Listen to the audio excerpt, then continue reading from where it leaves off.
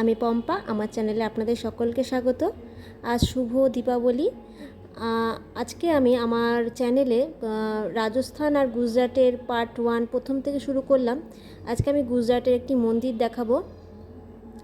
আমরা কিছুদিন আগে গুজরাট আর রাজস্থান ঘুরতে গিয়েছিলাম, তা গুজরাটে সেরকম কিছু দেখতে পাইনি, এই মন্দিরটাই দেখেছিলাম। এটা হচ্ছে গুজরাটের শ্যামলাজি মন্দির। চলো দেখো, ভীষণ সুন্দর, তোমাদের খুব ভালো লাগবে। মন্দিরের 4টে গেট আছে, 4টে গেটের মধ্যে আমরা 4 নম্বর গেট দিয়ে ঢুকেছিলাম। তা এখানে গেটে ঢুকেই জুতো রাখার জায়গা আছে। এখানে জুতো রাখার জন্য কোনো টাকা নেয় না, কিন্তু তোমার খুশি হয়ে তুমি যা দেবে তাই নেয়। তাই এখানে আমরা সবাই জুতো রেখে দিলাম। জুতো রেখে আমরা আস্তে আস্তে মন্দিরের দিকে যাব। ভীষণ পরিবেশটা খুব সুন্দর আর মন্দিরের ব্যবস্থাও বেশ সুন্দর। আমার খুব ভালো লেগেছে মন্দিরটা। আমাদের যে ড্রাইভার আমাদের গুজরাট থেকে রাজস্থান নিয়ে গিয়েছিল, উনি বলল এই মন্দিরটা একটু দেখে নিন, এই মন্দিরটা খুব সুন্দর। তারপরে আমরা এখানে জুতো রেখে আস্তে আস্তে এখানে কলও আছে, হাত ধুয়ে নিয়েছিলাম। হাত ধুয়ে তারপরে আমরা মন্দিরের দিকে যাচ্ছি। এই জুতো রাখার অপোজিটেই একটা কল আছে, সেখানে আমরা হাত ধুয়ে এবার মন্দিরের দিকে যাচ্ছি। আর এখানে গুজরাটের 3টে মন্দির আছে। এটা শ্যামলাজি হচ্ছে কৃষ্ণরই আর একটা রূপ, বা বিষ্ণুর একটা রূপ এখানে রয়েছে।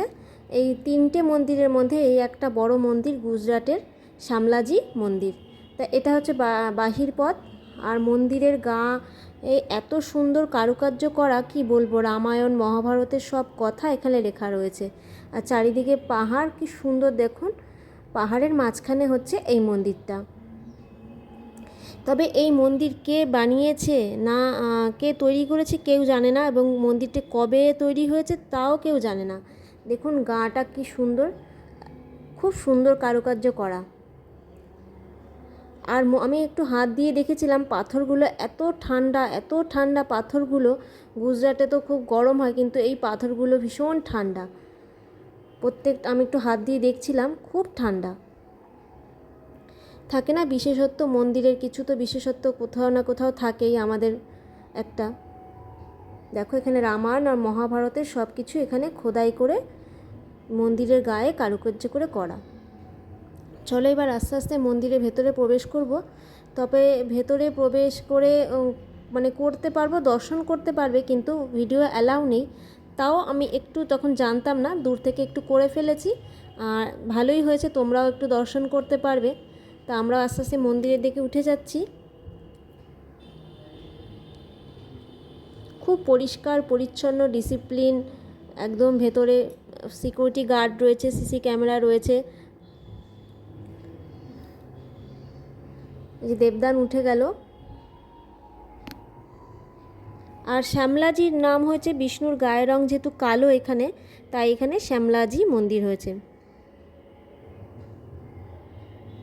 তবে নভেম্বর থেকে ফেব্রুয়ারিতে বেশি লোক হয় নাকি এখানে। দেখো মন্দিরে তোমরা দর্শন করো। এই দেখো কি অপূর্ব না। অনেক দূর থেকে আমার হাজব্যান্ড ভিডিওটা করেছিল, তখন ও জানতে পারেনি যে ভিডিওর ক্যামেরা অ্যালাউ নেই, তাও এইটুকু করে ফেলেছে। তাও ঠাকুর আমাদের ক্ষমা করুক। এবার আমরা বাইরের দিকে বেরিয়ে আসছি। তবে পূর্ণিমাতে নাকি খুব বেশি লোক আসে, নভেম্বর থেকে ফেব্রুয়ারি মাসে বেশি লোক হয়, কারণ এখানে তখন ওই সময় মেলা বসে, নানা রকম অনুষ্ঠান হয়। দেখো ওপরটা আমি একটু দেখাচ্ছি, কত সুন্দর ওপরের কারুকার্য, কত সুন্দর। এবার আমরা আস্তে আস্তে বাইরে চলে এসেছি। এই মন্দির ছাড়া আমরা বিষ্ণুর এই মূর্তি ছাড়া আরও এখানে মা লক্ষ্মীর মন্দির আছে, হনুমানের মন্দির আছে, সেগুলোও তোমাদের আমি একটু দর্শন করাচ্ছি। দেখো এবার আস্তে আস্তে আমরা একটু অন্যদিকে যাব মন্দিরের।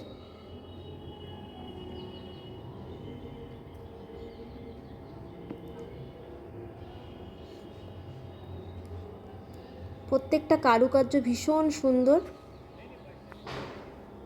ওপরের দেখুন কারুকার্যগুলো। মাকে বললাম তুমি একটু দাঁড়াও, আমি ফটো করে দিই। আর মন্দিরের চারিপাশে না কুয়ো আছে, এই যে দেখুন।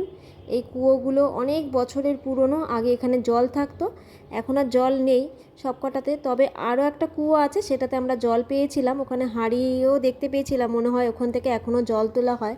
এই কুয়োটা অনেক নিচ পর্যন্ত যায়, এখানে জল ছিল নাকি আগে, এখন আর জল নেই, শুকিয়ে গিয়েছে। তবে বর্ষার সময় হয় কি না আমার ঠিক জানা নেই, যেহেতু আমরা বর্ষার সময় যাইনি। বেশ অনেকটা বড় এই কুয়োটা।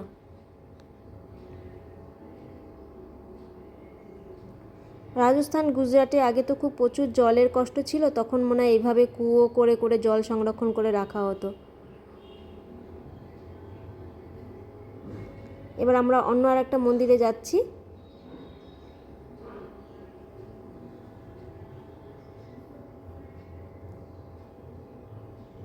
দেখো চারিদিকে পাহাড়, পাহাড়ের মাঝখানে কিন্তু এই মন্দিরটা।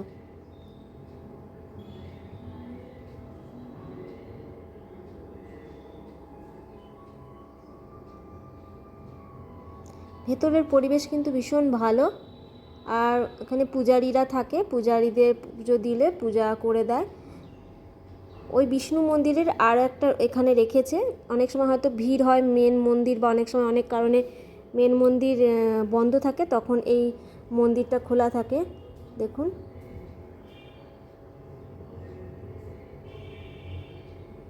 উপরে একটা ঝাড়বাতি, কি সুন্দর। তোমরা কে গুজরাটে ঘুরতে আসলে এই মন্দিরটা দর্শন করতে পারো, ভালো লাগবে তোমাদেরও দেখে খুব। এবার এখানে মায়ের মন্দির আছে, মায়ের মন্দির দর্শন করে নেব। মা লক্ষ্মী, বিষ্ণু যেখানে থাকবে সেখানে তো মা লক্ষ্মী অবশ্যই থাকবে। একটু ঘন্টা বাজালাম মন্দিরে। দেখো মায়ের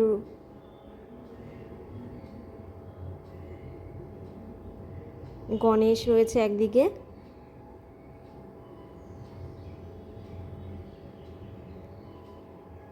আর আমার এখানে প্রত্যেকটা কারুকার্য সবথেকে বেশি ভালো লেগেছে।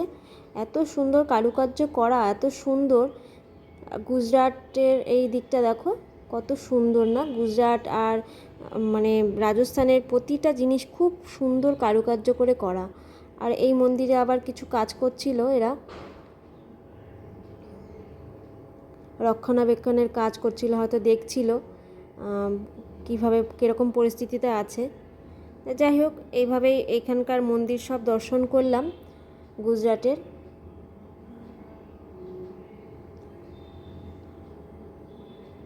তোমরা আসলে এটা গুজরাটে আসলে এই মন্দিরটা ঘুরতে পারো, কেন বিষ্ণুর 3টে মন্দিরের মধ্যে এই একটা প্রধান মন্দির, ভালো লাগবে খুব। এবার আমরা আস্তে আস্তে বেরিয়ে যাব।